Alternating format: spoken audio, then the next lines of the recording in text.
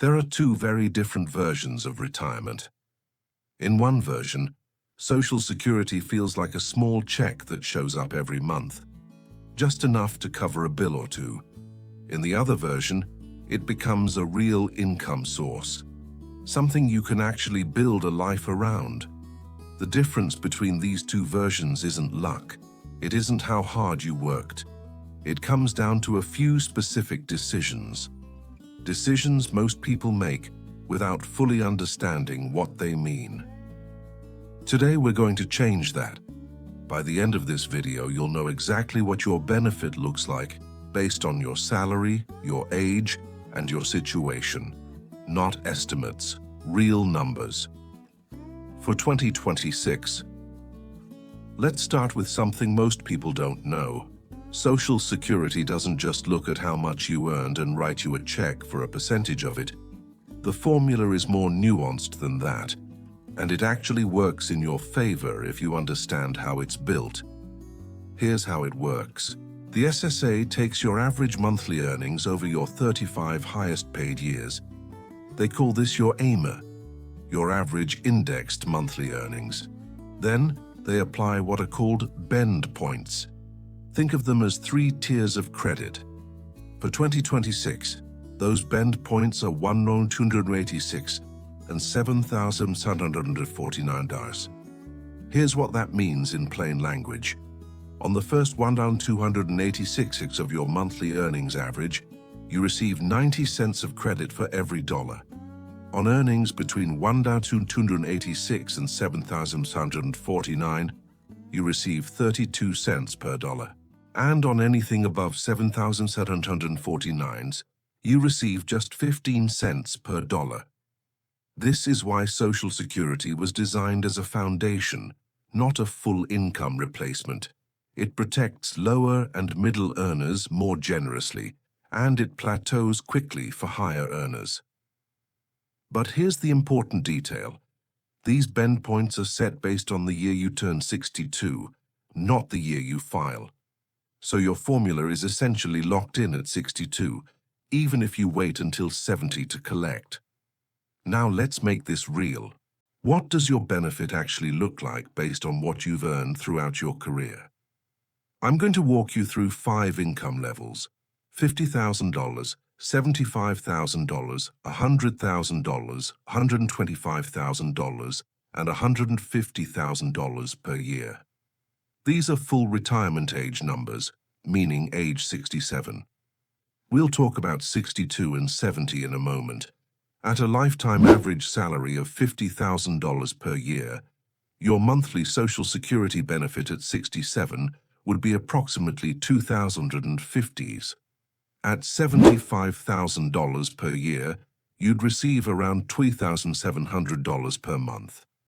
At $100,000 per year, your benefit rises to roughly $3,300 per month. At $125,000, approximately $3,600 per month. And at $150,000 per year, you'd be looking at close to $3,250 per month. Notice something important here. When you go from $50,000 to $75,000 in salary, your monthly benefit increases by about $650. But when you go from $125,000 to $150,000, an additional $25,000 in salary, the benefit only increases by about $350. The system slows down at the top. That's by design. And once you're earning around $100,000 average, you've already entered that 15% credit zone. You're getting closer to the ceiling of what Social Security can offer. Now let's layer in the most important decision of all: when you file. This single choice can change your monthly check by more than $2,000. Let's use the $75,000 salary as our example. At 67, your full retirement age, you'd receive roughly $2,700 per month. If you file at 62, that benefit is permanently reduced by about 30%. You'd receive approximately $1,090 per month. If you wait until 70, you earn delayed credits of 8% per year, a total increase of 24% above your full retirement benefit. That brings you to around $350 per month. That's a difference of nearly $1,500 per month between filing at 62 versus waiting to 70. For the rest of your life, every single month.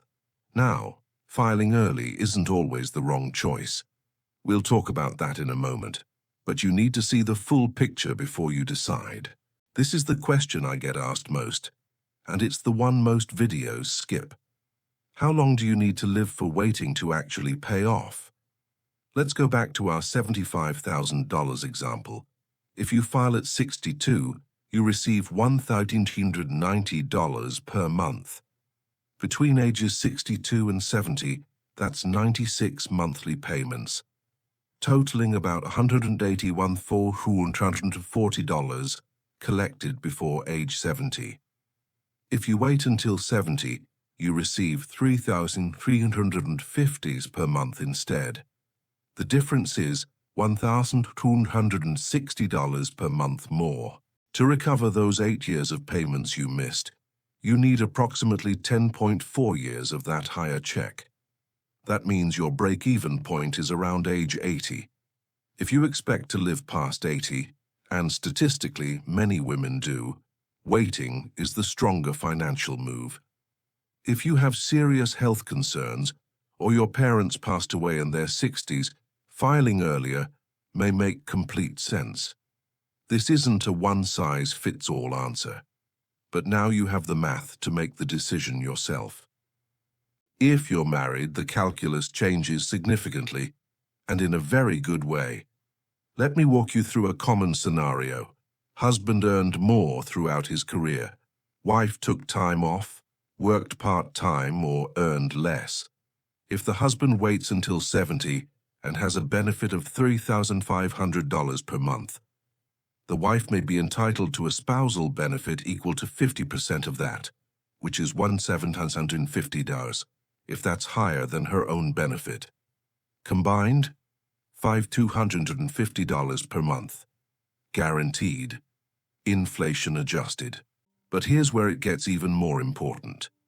If the higher-earning spouse waits until 70 and then passes away, the surviving spouse steps up to receive that full $3,500 check.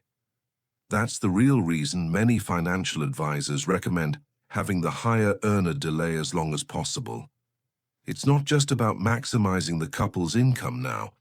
It's about protecting the spouse who lives longest, and statistically, that's usually the wife. For couples where both spouses had good careers, combined benefits of $6,000, $7,000, even $8,000 per month are genuinely achievable. That's a significant foundation for any retirement. One more thing most videos don't explain clearly. Your Social Security benefit may be taxable. And yes, that affects your real net income. Here's how it works. If your combined income, meaning your benefits plus other income, stays below $25,000 as an individual, your benefits are not taxed. Between $25,000 and $34,000, up to 50% of your benefits may be taxable. Above $34,000, up to 85% of your benefits may be subject to income tax. For married couples filing jointly, those thresholds are $32,000 and $44,000. This doesn't mean you'll lose 85% of your benefit. It means up to 85% of it gets added to your taxable income. The actual tax depends on your bracket.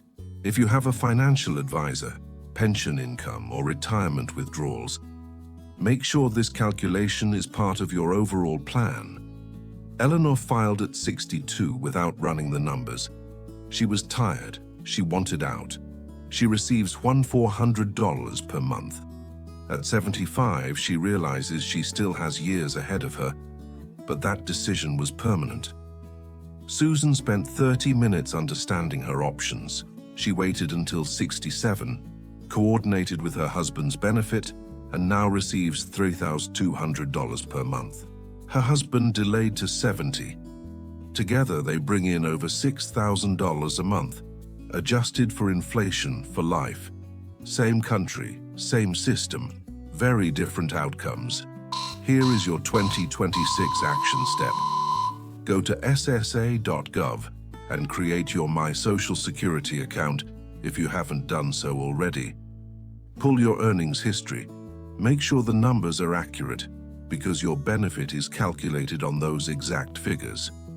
Then, run your personalized estimate for ages 62, 67, and 70. Compare those three numbers. Do the break-even math we talked about today.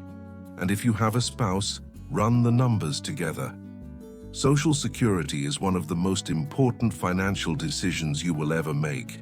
It shows up every single month for the rest of your life. Make sure it's working for you. If you found this helpful, please like this video. If you know someone approaching retirement who needs to see these numbers, share it with them. And subscribe for more clear, honest content about making the most of your retirement years. See you next week.